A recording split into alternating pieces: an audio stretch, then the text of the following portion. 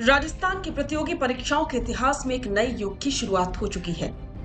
अब तक जिन नंबरों को लेकर अभ्यर्थियों के मन में गहरा सस्पेंस बना रहता था, राजस्थान लोक सेवा आयोग ने उस सस्पेंस की दीवार को ढहा दिया है।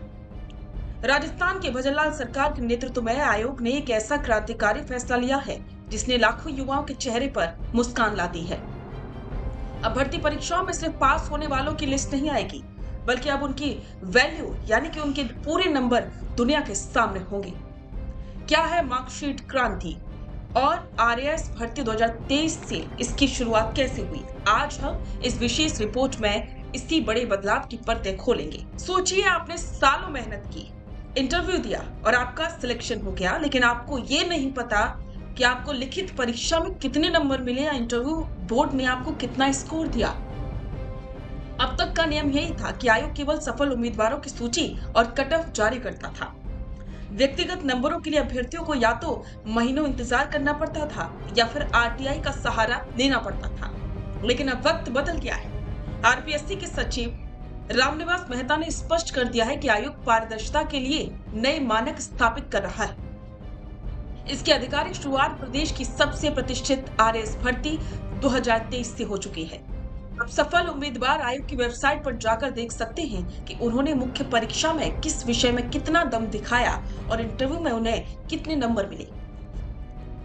इस बदलाव के मायने बहुत बड़े हैं। पहली बार पारदर्शिता। जब नंबर सार्वजनिक होते हैं तो किसी भी प्रकार के पक्षपात या हेरफेर की गुंजाइश खत्म हो जाती है। दूसरी बात, आत्म मूल्यांकन।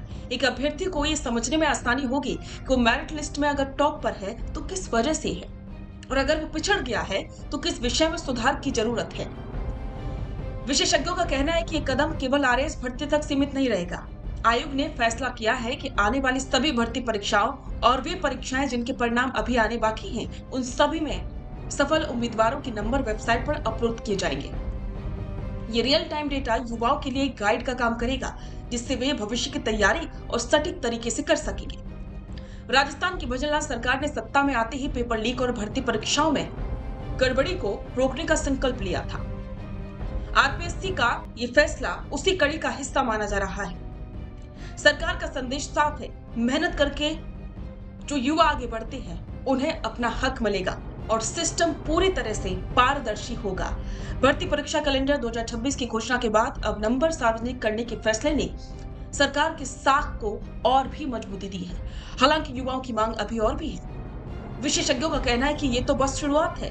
अब देखना ये होगा कि इन मार्कशीट क्रांति के बाद आयोग उत्तर पुस्तिकाओं के पुनर्मूल्यांकन और ओएमआर शीट की सुरक्षा को लेकर कौन से बड़े सुधार लागू करता है। रुकिए और जरा ध्यान से सुनिए। क्या आप हमारी इन खबरों से अपने व्यापार को भी बढ़ाना चाहते हैं?